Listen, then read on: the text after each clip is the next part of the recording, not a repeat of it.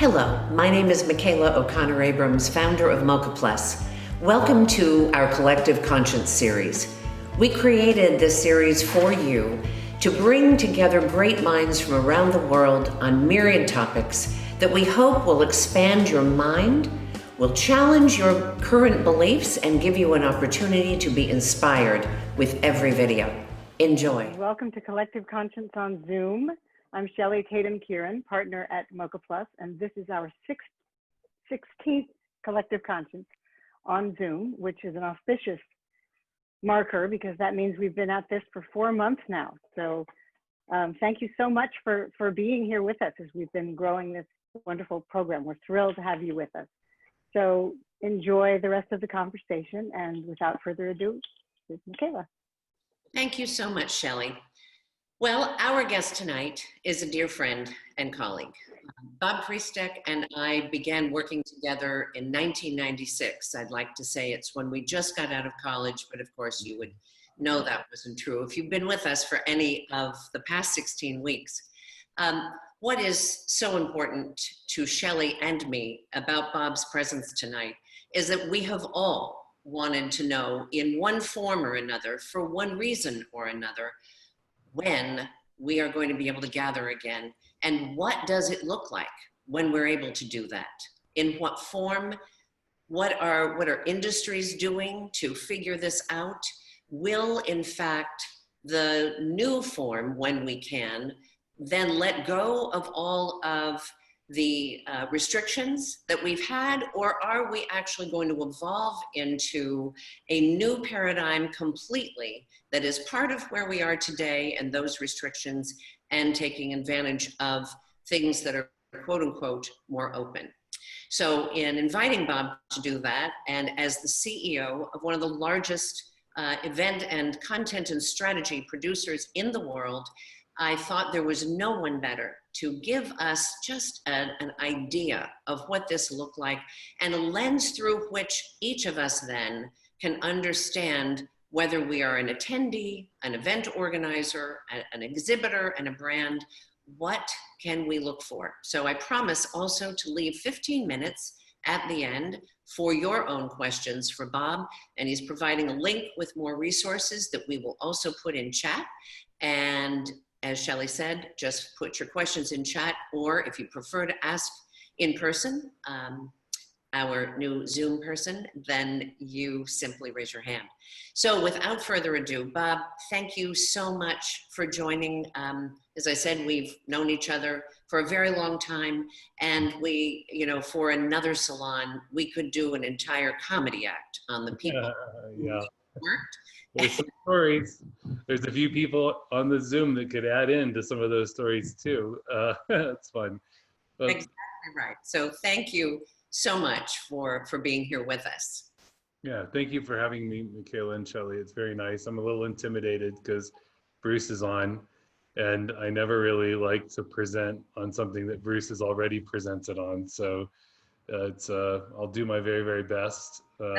He said the same thing about you. Yeah.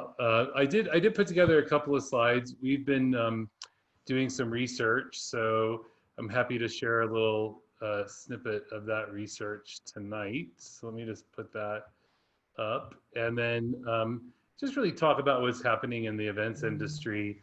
I mean, it's obviously no secret that the events industry has been hit pretty hard by COVID-19.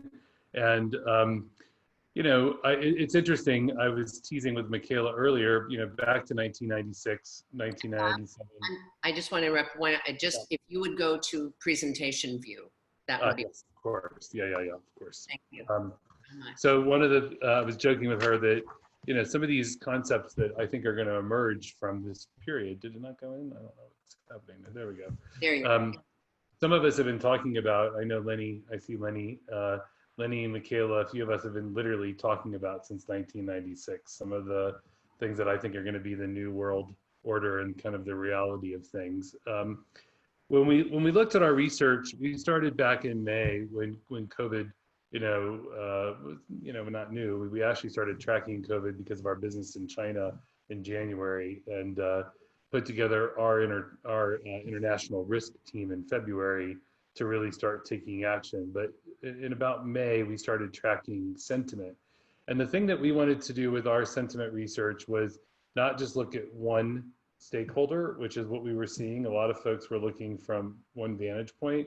We wanted to look at what was happening with the corporate marketer, what was happening with the organizer, and most importantly, what was happening with the attendee. So we started pulsing things, and I'll start with the takeaways and then dig a little deeper. What we immediately saw in the sentiment research is that this decision about participation in events was really happening at a C-level. It wasn't happening at the level it had traditionally happened. And you have a lot of brand reputation, a lot of board involvement in how decisions are being made.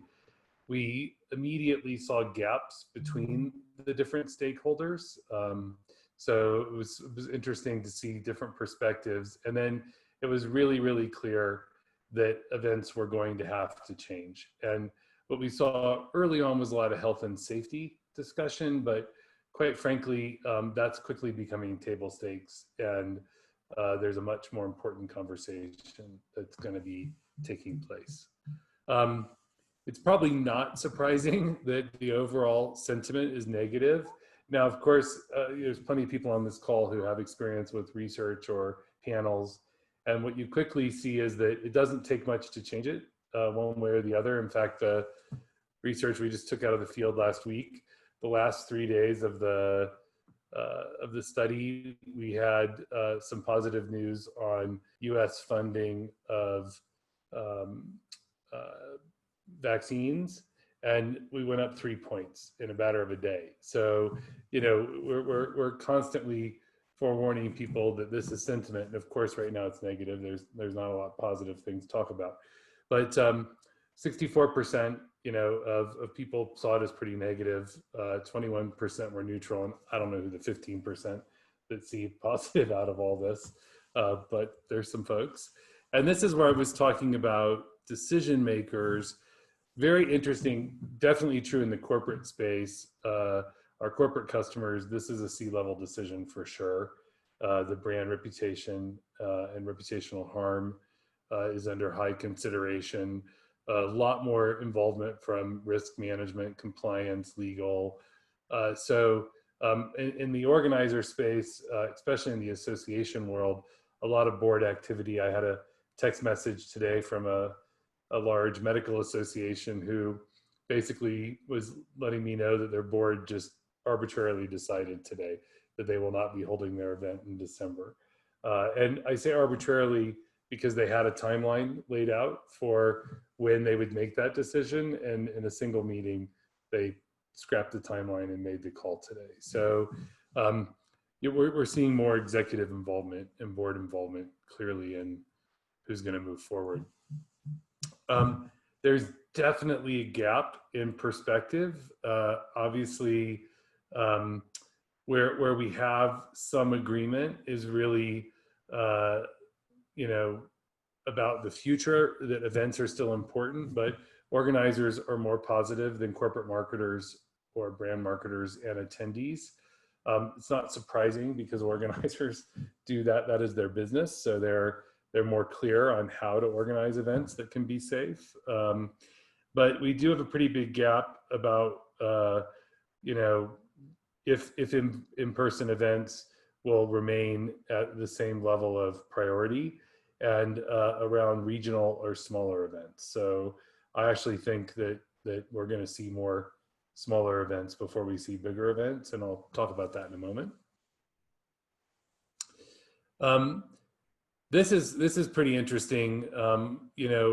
We actually see attendees and brand marketers pretty clear that the number of events that they participate in will decrease. Obviously organizers are a little more optimistic. I'm probably still somewhere in the middle. I think it's, still a really important platform for folks. And if you just look at this next slide, you'll see that people are largely dissatisfied with digital right now. Now, some of this I think is really driven by by people porting event content to a different medium. But what we're really pretty clear on is that there's still a big issue with networking and really gathering online. Of course, the content, the quality of everything is hard. So I don't personally feel like that online events will overtake face-to-face, but I do think they're here to stay, and I'm going to talk about that in a moment. And I'm going to share these slides, so if you want any of this, you can grab it at the end. Again, I think that there is some view, and again, there's a shared view around the notion that in-person events need to change, and we need tangible ideas about how we bring those to life. Just assuming that things are going to come back where they left off is definitely not the case. There's been a lot of talk about health and safety, and that's really important. But like I said earlier, I think it's becoming table stakes. So we're going to be putting a lot more time into the overall design of events. The biggest question is when. So when will we see? And what you can see is, again, organizers are a little more optimistic about when events will return, but this is not a great positive timeline for events. You're looking at really essentially nothing the rest of this calendar year. A little bit of pickup in Q1 of 21, and then not really seeing any sizable return until the spring of 21, and then obviously improving through the summer and into the fall of 21. Attendees are pretty clear that exhibitors, I apologize, are pretty clear that attendance needs to be back to a material level before they will invest in events. And so I think what's really happening here is there's no real visibility, of course. And then even when there's a 4 to 6 month planning cycle that will be required. And that's still pretty fast for a lot of people. The good news is we do know people want to get out, and we certainly see that in our everyday lives, that people are anxious to get out and participate in gatherings. Oops, did I went the wrong way? I think, sorry about that. So, moving forward, I think there's, as I mentioned, a clear health and safety requirement. I think, we're starting to see, and this is where virtual and broadcast models are really helpful, that data-driven insights are going to be critical. And I do think we can expect for a hybrid event model. And I don't really like the word hybrid, but that's what everyone's calling it right now. I'll probably want to rename that before too long. But this notion is what I think we're going to see moving forward. I think this is the future alive. On the far left, you saw kind of the pre-COVID thing. So let's suggest we had an event in January. There may have been some streaming or broadcasting. There may or may not have been some virtual content. And, the content was pretty set for that period of time. And then, increasing but still low use of data in how we contextualize and personalize that experience. What's happening right now is everybody, stopped producing in-person events because they're offline. It's not safe to do so. We're seeing more broadcast and streaming. We've done some really beautiful programs for customers that are full production, almost like television. You're seeing, a high degree of virtual programming, much more focused on refreshing content, much larger focus on reintroducing content, and then much more data analytics being applied to how people are invited, how they're included, how they're priced. And then, of course, what I believe is going to be the live model of the future is to the far right. We'll still have an in-person event. That'll be your highest quality buyer. Those people will self-qualify by traveling to and attending and showing up. We're going to see a much larger investment in streaming or broadcasting. And I think that'll actually happen online and in the actual in-person event. People will want to consume a lot of that content the way they want, when they want, on the platform they want. We're going to see virtual events happening all the time and throughout the year. It's so funny. a lot of the platform companies, Freeman has a platform as well. Ours is a much higher end custom platform, and then there are other companies that have, you know, much more of a templatized model. But they were hand to mouth for 15 years. That's why I say some of this is not new concepts. It's just there wasn't enough of a compelling reason. So we're going to see virtual events stay, and I think what you're going to see is a lot of targeted content delivered through the virtual platform, much more focused on year-round content. And then, you know, really you're going to have to use data to improve the in-person event and the virtual events. So this is kind of my visual for how I see the future. And, you know, again, some of us have been talking about this for quite some time. So that's really the slides I have, Michaela. I'd be happy. I do have a toolkit which I can share with you in the end. There's a copy of the research, full research that I didn't present. Some thoughts around how events will return. There's a video that's just really meant to show people how we might be able to think about the future. So that's really what the slides I had for today. Well, that's fabulous. Bob, if you'll go back one to the slide.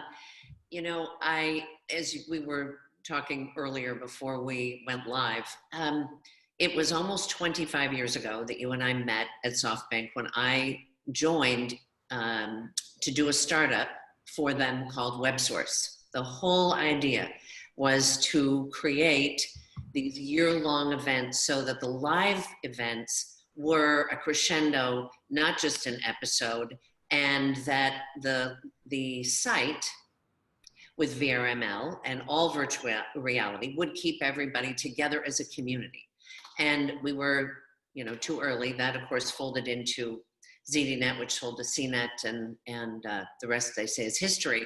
But I so remember our conversations then, and conversations with Lenny Heyman about, you know, why we can't look at it this way now. We didn't have all the technology that we do today, but we did have enough at that time to really treat attendees as community members, not as just part of people who needed to be in a supply chain somewhere with exhibitors and brands and all these layers. And so it's pretty amazing to me to look at this hybrid model. I agree with you. I don't like the name hybrid. I think that too is very 1996. So I think we need to invent a new name.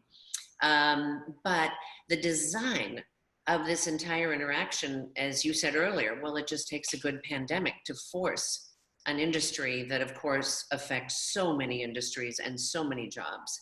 So we need it to be an amalgam, if you will, of all of these different platforms in order to have a healthy event business around the world. So, you know, what's your timeline in terms of your optimism of when we get to this model? And I don't mean the timeline of when you think COVID and a vaccine will be here, but in terms of the industry's ability to truly help innovate and invent and push each other to do that. Yeah. Well, it's interesting because, and again, we keep referencing Lenny. Obviously, we love Lenny and we have a long history with him. But we didn't just try once, Michaela. We tried a couple of times. We actually really tried to get all the interactions of, you know, what people visited on the floor, what sessions they went to, what other media they were consuming when they weren't there, because we were always trying to contextualize this experience or personalize this experience for people, because that's really real value. And I do think this is a period of time where this is a massive reset for lots of things. I mean, not just, I mean, we're the smallest piece of the reset in the bigger sense, but I think this is happening right now. For me, I saw Freeman as a platform when I came here 10 years ago.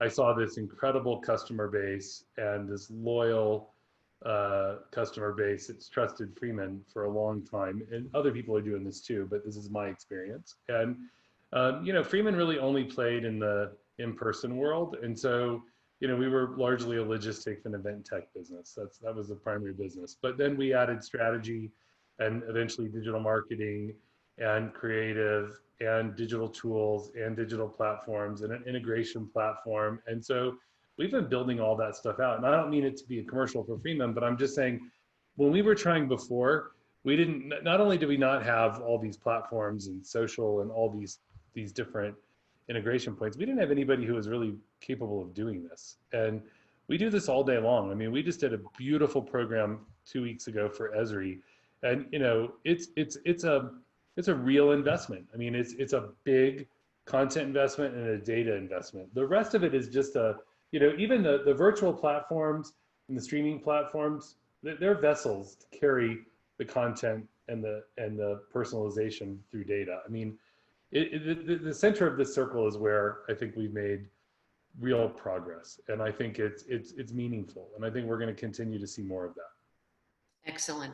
Well, I was actually remiss in part of my intro. I wanted to congratulate you, especially in what's got to be the hardest time, other than Freeman and coming out of World War II, to run this kind of business, but then also for Forbes to name you one of the most important places for women to work.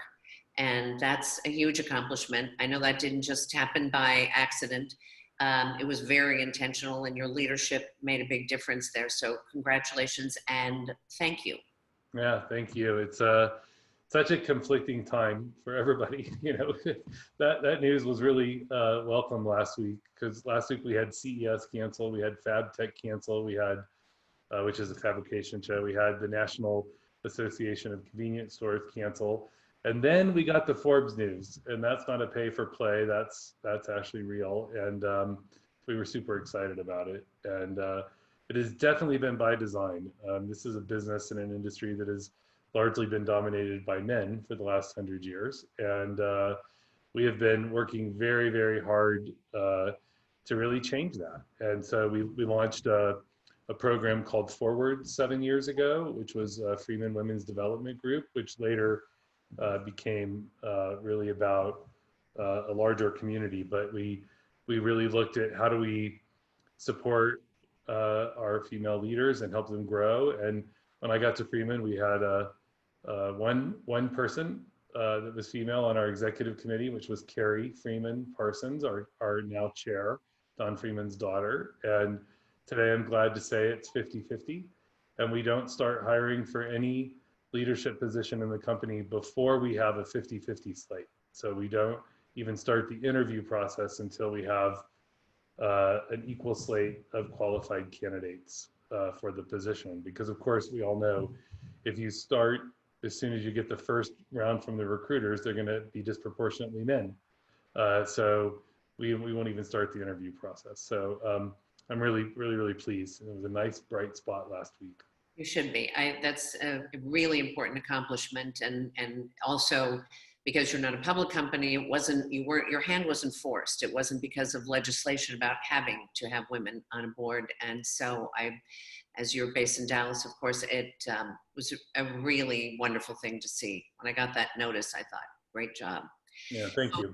Let's talk about this a little bit more in terms of your business. So the expo business obviously is a huge part of your business. It's been clearly severely impacted because of the virus, because therefore of the largest events not being able to be put on. And the question will be, like with the cancellation of a CES and some of the others, you know, is there a place for them even in the next 18 months? But where I want to go with this is your strategy group, while it is a much smaller group than the expo business at Freeman, has been growing and doing a really amazing job with customers. And I had the good fortune of working with them, with you on that for several months in 2018. And all I've seen is that continue to grow, companies continuing to reach out to you to ask your company to help lead them into what this last circle looks like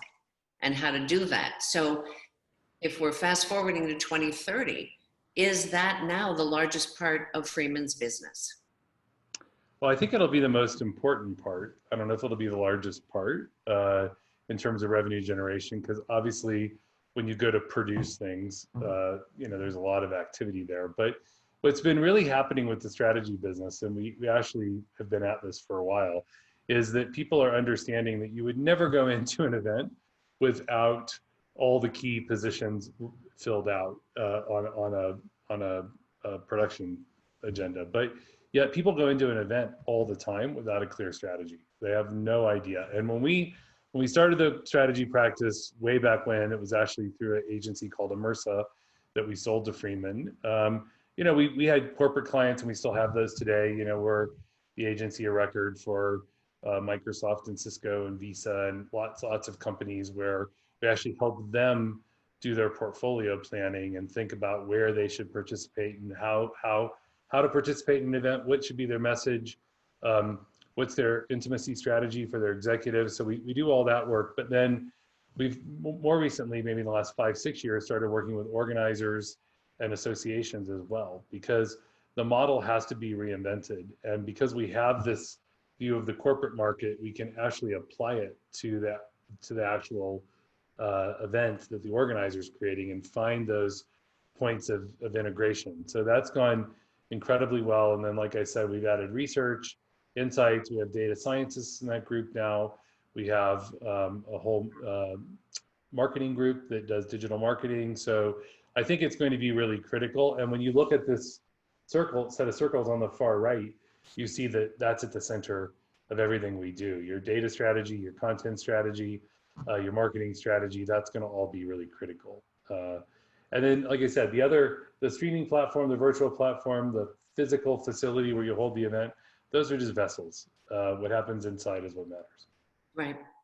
So Bruce, you mentioned, is of course with us this evening, and you named Bruce the Chief Design Officer of Freeman some years ago.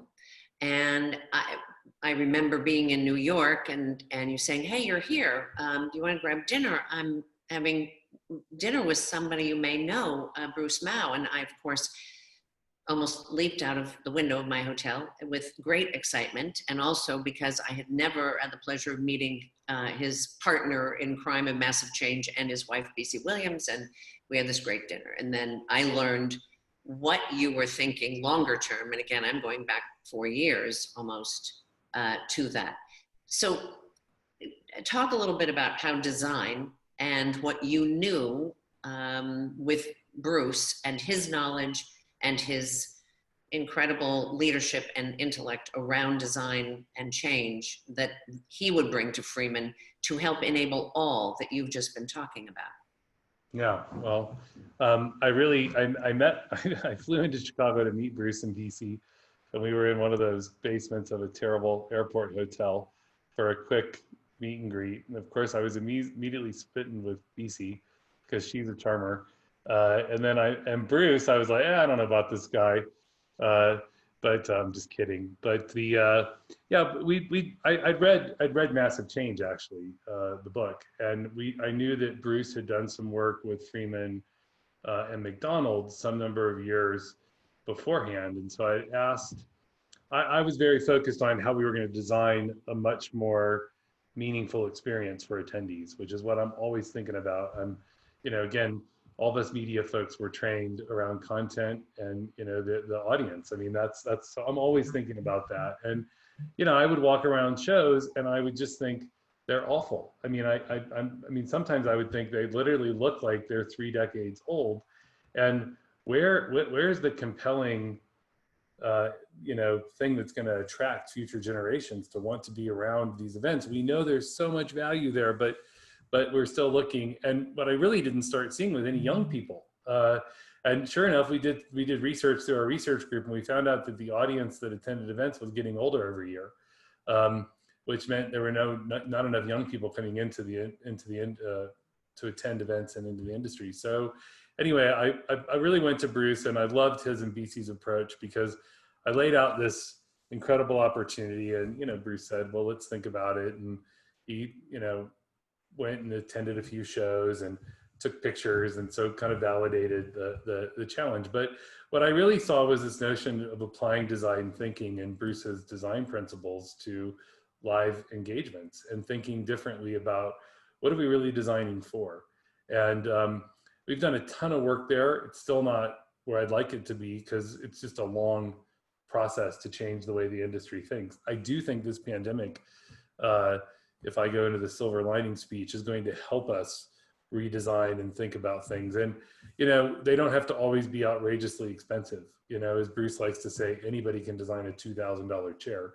You'll find a great designer when they're designing a $200 chair. And, the truth of the matter is that's what I think has to happen with our platform.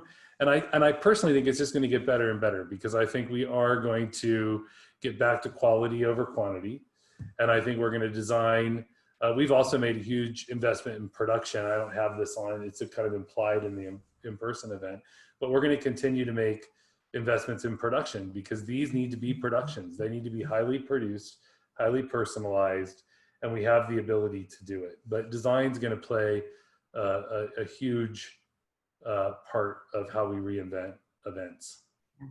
Well, speaking of that, I mean, you were instrumental in helping me breathe life into Dwell on Design, because I was certain that we could do it differently. And everybody said at that time, oh my God, who needs another home show? And I said, you're right. There's the trade shows and the toilet brush shows, affectionately, I called them. But where's the one where the architect's walking in the door with blueprints and, or the tablet with CAD on it with their client, and content's happening on the floor. And I was so, so proud of what we were able to build because of your ability to see that, the whole idea of the future of that and what it meant to the design world to come together in that way. And I do believe at a time when we moved into the Los Angeles Convention Center, not only the year Michael Jackson dies, but that the recession hits, and I'm thinking, oh God, but we still grew to a 30,000 person show because of the design of the entire experience. And I'm really still proud of that, but I give you so much credit for helping lead the way there. And I think that where we are right now with the cancellation of CES and so many others, right, is that there is, I think, a much brighter kind of year-round experience that can be created so that actually the outcome is a much more engaged group of real quality people. And then the people who have the tough job right now to be selling events and an entire content experience will have to be retrained to understand how to do that also. Yeah, I think that's right. And it's funny, these things are kind of cyclical. I mean, what I loved about Dwell on Design, by the way, was that we didn't design on a 10 by 10 grid, right? The center of the show was the outdoor area. It was just really beautiful and well done and integrated. And that's what I envision for the future. I mean, Bruce and I have played around. Bruce has designed neighborhood concepts. We've designed all different types of concepts for events to get away from. You might remember, I think I like circles, but when we first did Java 1, we designed a circle in the middle of the show, and then we basically did everything off the center. And the truth of the matter is we are going to have to get away from that. And I believe for organizers, they're going to have to sell participation. They're going to have to, and I've been saying this for a long time, they're going to have to stop selling, space. And we're going to have to sell participation, and we're going to have value. And I think we're going to go back. It's a little cyclical. I'm talking to a lot of our corporate customers right now, some of our organizers, and definitely our associations about how to return. And what we're going to see is exactly what you talked about. We're going to see smaller regional events. Right now, it's practical for health and safety reasons. I feel comfortable driving within 50 miles. I might feel comfortable in a small meeting. Not right this minute, but remember, we're planning for 4 to 6 months out. So that's what we're going to see first. That's what I think we're going to see in the first 2 quarters of next year, assuming we get this virus under control. But you already see people are getting more comfortable, and they're being smarter. I mean, some people are being smarter, and some of the facilities can be really designed to be safe. And so we're going to see a whole new approach. But I think it's going to start with smaller, more regional events. Then it'll come into the bigger events. And we are going to design, again, for quality, not quantity, which means you've got a lot of flexibility in what you do in that space. Absolutely. Well, all right. I want to open it up to the floor at our 15 minutes. Shelley, do we have questions? We do. We have lots of questions. We have two questions from Amy. The first of those is, what was the sample size for the research?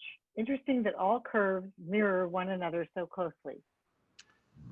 Yeah, the sample size, it's in the research. It's about 10,000 people, and we actually had a pretty high response rate. And when you speak about the platform, or let me try that again. When you speak about the platform of their choice, what do you mean? Is it omni-channel interactive through video chat, and then, or are you thinking about the various lives, FB, IG, etc.? I think it's definitely omni-channel, and Amy, you're smarter than me. I don't know what all those terms are, but what I'm thinking, what we're really seeing is, I think broadcast is going to be really important. And I don't even think people, and Facebook, Amy used to work for Facebook. I mean, everybody's got a product in that space now. And I think we're going to get much more entrenched in that. And I think even in the live experience, broadcast, I think people are going to walk out of the hall and go sit outside and watch certain content on their mobile device. I don't think we're going to have the same experience. I think people are going to move around. So it might be inside a virtual platform. It might be in the in-person event.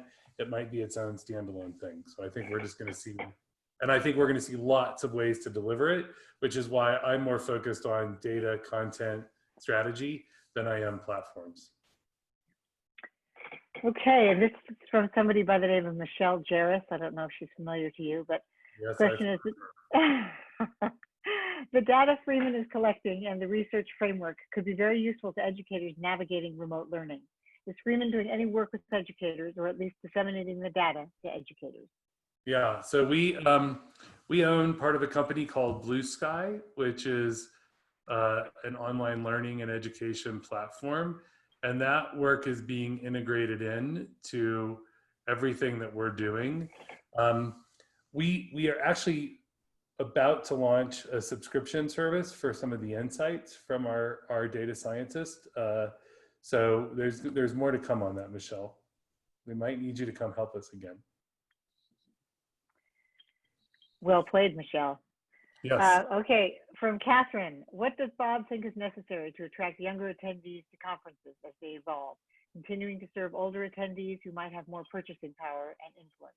How to serve different age groups as well as diversity groups, age, gender, title, rank in company, education, etc., and bring those not able to attend, time, money, authorization, into the show virtually. Apologies. Yeah. There's the question. Yeah, big question. So, I mean, again, we talked a little bit about this. I mean, we have to first design experiences that are compelling. And I think showing up and working a trade show hall left to right or right to left is probably not going to do it. And again, I think data is going to be really critical there. There's absolutely no reason we can't personalize and contextualize that experience. And for younger generations, that's what they're used to. That's been their whole life. I took my 22-year-old, I dropped her off at the Photonics show a couple of years ago and let her attend it from a kind of Gen Z perspective. And her experience was hysterical. I mean, she just literally attended the show for the day and did everything that you're supposed to do. She went to the job fair. She went and looked at their timeline, their history. They were celebrating, I think, their 75th anniversary or something. And, so she just experienced the whole thing. And she came back to me and said, boring.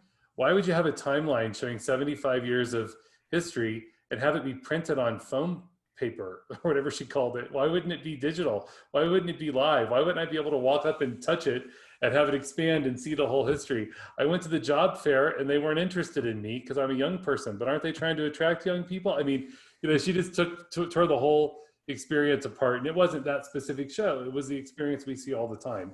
And that's where strategy and design and the use of data are going to be really critical. So I think that's what we're going to have to see. And then again, we have this, so we did this event for Esri last week. I said 2 weeks ago, but I lose track of time these days. It was actually last week, I think. But they normally get about 25,000 people at their in-person event. They had 85,000 people online for the virtual program and the broadcast. that's going to be the new norm, because not everyone can come to the physical world, but the people who do come to the physical world will need to have a highly personalized experience, and marketers are going to be tripping over them because they are going to be your most valuable. But you still want the quality, the quantity, but you're going to get that virtually and through broadcast. You're not going to get that in the face-to-face world. So you're going to have to design a really quality experience if you want people to invest their time and money in attending. From Anita, how do you design for the networking and serendipity, discovery that an attendee expects and was delivered in a certain way before? Yeah, well, I think that's one of the big problems with virtual right now. And if you go back and you look at that research, that's what people are missing. It's not that you can't get content that way. It's just that, you kind of miss all those moments, those magical moments when, things are supposed to happen by mistake. And again, I feel like we can create a curated experience, but even within that curated experience, we need to leave space for exploration, for doing your own kind of moment. And so I think that's really all driven by design. From Maya, do you have any thoughts about how to make virtual events compelling and engaging? Shorter, smaller snippets. I mean, there's way too much content that people are trying to cover in virtual events right now. It's really horrible. And again, like our best work, but these cost millions of dollars. For the people who are prepared to spend that kind of money, they're not boring, they're really beautiful, and they're highly produced. But if I showed you pictures of what's happening behind the scene, it looks like you're producing the Today Show. And that's the reason a lot of people aren't doing it. That's a different skill set, quite frankly. And, Bruce always talks about new wicked teams, new wicked problems demand new wicked teams. That's one of his design principles. And so you're going to also see a retooling of talent in this industry, because people are going to have to be able to, you talked about omni-channel, they're going to have different skill sets than we've historically had, because we've got new problems and new opportunities. Yeah. Any others, Shelley? Hi, yes, from Jennifer. Hi, Bob. Hey, How Jeff. are you delivering value to sponsors of digital/virtual events? Yeah, I think that's still really hard. So our sponsorship group is still doing a great job, and we're still selling a lot of sponsorship, but I can't say the experience is where it needs to be. This kind of digital replication of booths and,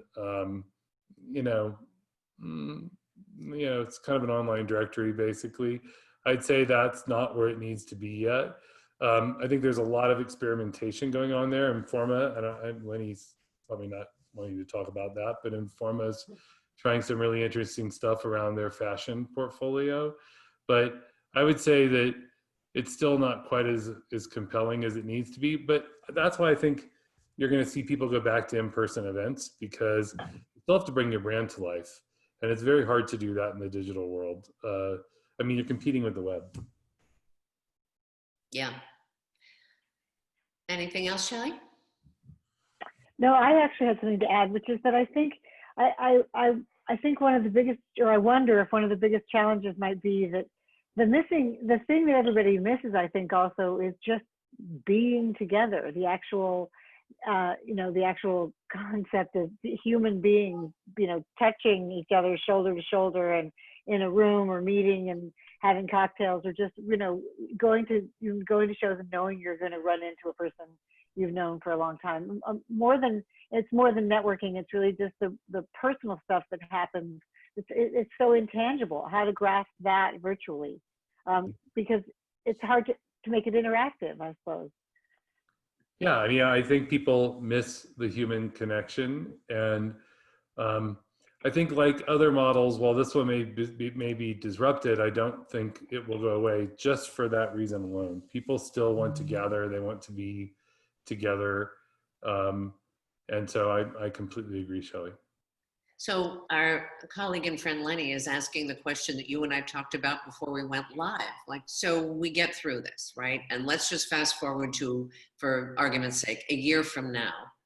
and we are more open and things make sense because it's safe.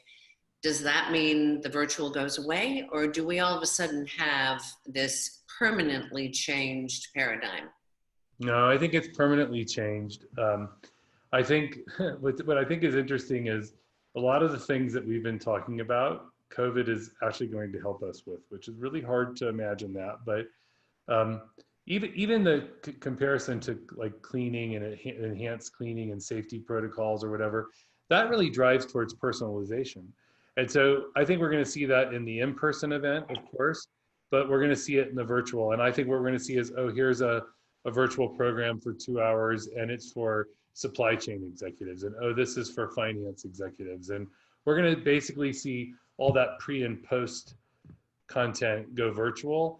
And then what happens at the in-person meeting is going to be just much more produced. And but I think virtual is here to stay. And quite frankly, I think broadcast is going to be really important. Well, and go ahead, Shelley. Is somebody else? I'm sorry. Yes, I was going to say that's a perfect segue into our friend Lori. Hi, Lori. Our friend Lori's question, which is that virtual trade shows, what are your thoughts on incorporating virtual sessions with speakers that aren't focused 100% on selling, demoing your product, but instead more topical, lifestyle oriented? My thought is to draw a new audience and give people a break from the virtual selling. Yeah, that would be nice, wouldn't it? I'm really into that. It's interesting. Bruce and I put together a meeting in February, right when COVID was hitting. It was unrelated, but we put together a meeting that was designed around thinking and actually giving people space to think and create. And we ran it for our own executive team. And we one of our challenges we gave ourselves was, what happens if it becomes unsustainable to travel? Or what happens if people are only willing to travel the equivalent of their offset? What would that mean for the industry? What would it change? What would have to change? How would we think differently? Now, we didn't know about COVID, of course, we knew about it, but we didn't understand its impact quite yet. But that whole meeting was designed around not doing what we always have traditionally done. We did all different, the content structure was really around how do you get outside of what you're supposed to do so that you can actually bring yourself back to have a productive conversation. And it's funny, we ended up talking to a couple of tech companies who actually want us to do that for their C-suite. And in one company's case, they wanted us to do it for the CFO, the head of HR, and the chief operating person, because they see that those people need to be more connected and less focused on their position. So to me, that's not direct selling, but it's the same concept. I think you can kind of break the mold as we rebuild things and really kind of look at the whole person, not just what you're trying to get them to do. Well, to add to that, and it sounds terribly self-serving, but I would say it anyway, the whole idea around collective conscience, when Shelley and I created this, wasn't in person. We'd identified amazing Schindler, Neutra, Eichler homes around the US and museums and galleries where we were going to take all this and pair them with the right speakers and panels. And COVID happens and we retool and do it weekly. And I have to say that while I do look forward to a time when we can then gather, the 16 speakers, soon to be 20 plus, to a live event, it'll be fabulous in a really amazing place that is so much a part of framing an experience. But the truth of the matter is the feedback we're getting is that this is freeing. It stays on time. It starts reasonably on time, always ends on time. And the diversity of speakers has been really helpful to reframe people's thinking and inspiration. So while content, I think, has always been king, and we've known that even when omni-channel and omni-brand sales was important, everybody still kind of went back to whatever that they were doing for that channel, right? So exhibit people sold exhibits, and magazine people, it was not, the majority were not selling the entire content experience. And I think that is at the hub with data in the center of your new model and universe, because it has to be. Because data alone is a yawn unless there's a context that makes it so critical. Yeah, I agree. Well said, Mocha. Well, thank you very much. And We have one more. okay, go ahead, Shelley, and that's it. Thanks from Catherine. Thanks for bringing up networking and connecting and community. What will change with pricing, which could be $1,200 physical with bling and experience, and attendees virtually, or hybrid valuing events as lower? Yeah, I mean, we're already, I mean, with virtual and streaming, you know, there's already new models being tested. It's really a freemium model. You get some content for free, you get some for paid. Obviously, you're talking hundreds of dollars in most cases, where the physical event is much more expensive. But I'm not sure that's going to change too much. I don't know. I mean, I don't think I have the answer there. But I think, again, when you go to the physical event, you're going to have an expectation for a different level of experience. And I think you're going to be willing to pay for it. And I think you won't have to go, you know, the number one recruiting tool for physical events pre-COVID was virtual events. So I think people have an expectation, and I just think the quality is going to have to be there. And I think that's, again, where design, strategy, and data, you know, really change, because you should really be personalizing that content for people. So I don't know if we'll see the pricing change. I don't think I have that answer. It's a good question. Okay. Well, I thank you, Bob, so much for being with us, and all of you on Collective Conscience tonight. Thank you so much for joining. For the rest of this month, it's going to be very exciting. We have our farm back with Liz Hudson, and I will be with her in that orchard. We have the president of Cal Poly San Luis Obispo on the future of education, because he also sits on the CSU board, and another surprise from the medical field, and we won't tell you who that is yet. So stay tuned every Monday at 6 p.m. Thank you so very much for your time and joining us this evening. Bob, thanks again for your time tonight. Thank Thanks, you, Bob. Thanks, Shelley. Thanks, everyone. Thanks, everybody. Bye-bye. Thanks, Bruce.